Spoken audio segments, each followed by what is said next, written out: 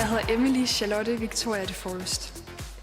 Og ja, jeg ved godt, jeg har sådan et lidt mærkeligt navn. Men det er fordi, at min tipoldemor var dronning Victoria af England. Hendes søn, kong Edvard den 7., han var lidt en bandit og fik flere børn ved siden af hans kone. Så han fik min farfar med en østrigsk prinsesse.